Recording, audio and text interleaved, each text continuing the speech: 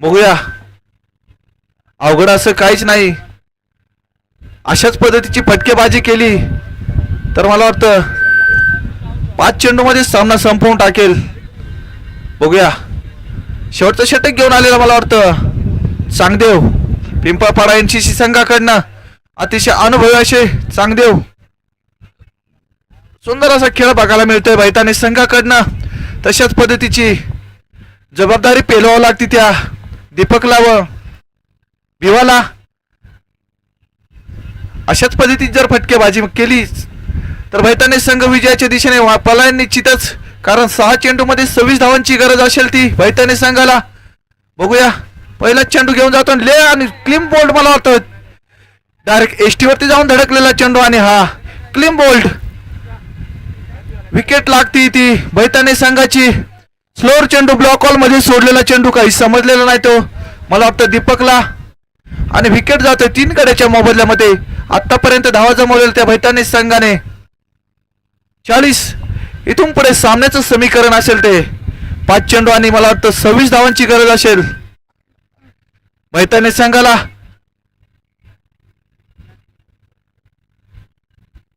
बघूया. संदीप विवाची जागा सांभाळून काढण्यासाठी आलेला मला वाटतं. दीपक आउट झालाय का? दीपक आउट झालाय मला वाटतं. दीपकची जागा सांभाळून काढण्यासाठी गेलाय मला वाटतं संदीप. बघूया कशा पद्धतीची फटकेबाजी तर निश्चित करावी लागेल. षटकार तर मारावेच लागतील, चौकार तर मारावेच लागतील. या बॉलवरती सामन्याचा निर्धार असेल निश्चितच. अतिशय अनुभवी असा गोलंदाज मानला जातोय तो चांगदेव. जवळजवळ 35 वर्षांचा अनुभव चांगदेव यांचा. धावसंख्या झाली ती 41. बॉल झालेत ते 2. पहिल्या चेंडूवरती मोठा झटका बसलाय तो दीपक याच्या स्वरूपामध्ये. भैताने संघाला क्लीन बोल्ड व्हावं लागलं तिथं दीपकला.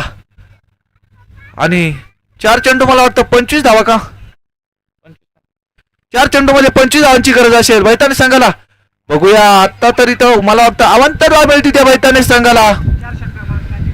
4 षटकार मारल्यास लगातार मॅच विन होतोय तो भैताने संघ. कशा पद्धतीची गोलंदाजी बघायला मिळते, बॉलिंग बघायला मिळते पिंपळपाडा संघाकडनं. बघूया. हवेचा तर मारा लेगच्या दिशेने दिसतोय. बघूया. 4 चेंडू आणि 24 धावा. 6 षटकार लगातार भिरकावा लागतील त्या भैताने संघाला. षटकातीला तिसरा चेंडू घेऊन जातोय. जोरदार फटका आणि निश्चितच 1 षटकार तर टोकलाय तो संदीप याने. जर 3 षटकार लगातार मारले सामना विजय निश्चितच होईल भैताने संघ. काहीस थोडं दबाव वाटताना मला वाटतं लालो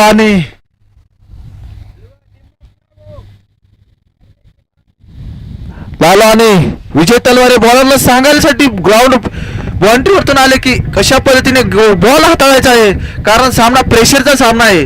मोठा सामना खेळायला बघायला मिळतोय. आजचे सामने म्हणजे खूपच मोठे. कारण हृदयाचे ठोके वाढवणारे सामने बघायला मिळतात. जोरदार फटका आणि निश्चित दुसरा पण षटकार बघायला मिळतोय की काय.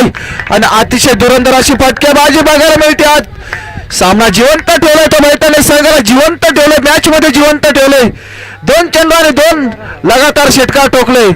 अद्याप 2 षटकार टोकल्यास आता इथून पुढे सामन्याचं समीकरण असेल ते 2 चेंडू आणि 12 धावांची गरज असेल ती भैताने संघाला. षटक चालू आहे ते शेवटच म्हणजे चौथ्या षटकातील 2 चेंडूवरती लगातार 2 षटकार टोकले. 24 धावांची गरज असताना तिथं 2 षटकार तर मारलेत संदीपने. कारण ते पेलन मधूनच षट होऊन गेलेत मला वाटतं. हार्दिक पांड्या सारखे जबरदस्त असे षटकार मारतो भिवा.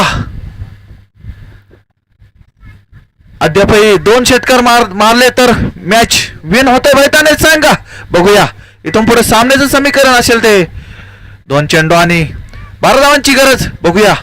षटकातीला 5वा चेंडू ऑफच्या दिशेने भिरकावला आणि शॉर्ट बॉल. आणि निश्चित मला वाटतं हा षटकार हे षटकार खूपच प्रेशर मध्ये मला वाटतंय. अतिशय सुंदर अशी मॅच बघायला मिळते आजच्या दिवसामध्ये. आणि 4 षटकारांची गरज असताना मला वाटतं 3 षटकार तर ठोकले गेलेत. 3 षटकार तर ठोकले गेलेत. देवा याने अतिशय दुरेंद्र अशी फलंदाजी बघायला मिळते आपल्याला. मला वाटतं वैयक्तिक देवा खेळतोय 7 चेंडूमध्ये 32 धावा. अतिशय सुंदर अशी खेळी बघायला मिळते आजच्या दिवसामध्ये. बघूया चमत्कारच घडतोय की काय देवाच्या स्वरूपामध्ये.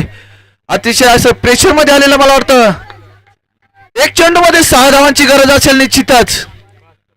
बघूया षटकारच मॅच जिवंत करू शकतोय, चौकाराची तर गरज नसेल. बघूया आतापर्यंत 3 षटकार लगातार टोकले. बघूया षटकातील शेवटचा चेंडू विजयी षटकार होतो की काय, आणि हा पंचांनी कायम तटस्थ. आणि बघूया पंचाने वाईट घोषित केलाय. चेक करायचा आहे.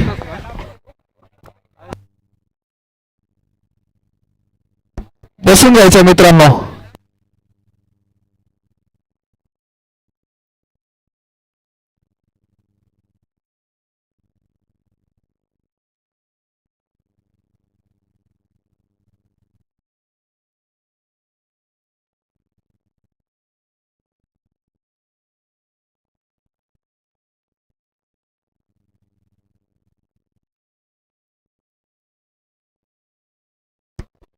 वाईट आहे वाईट.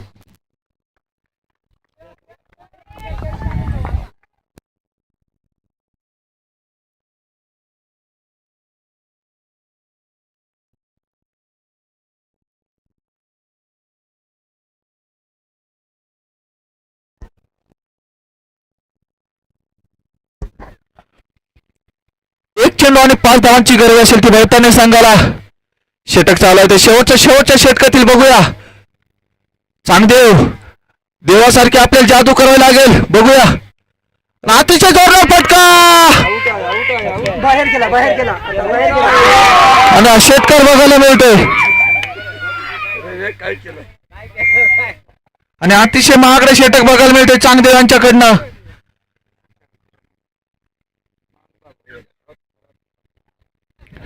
मित्रांनो इथून पुढे पॅनल्टी दिली जाईल.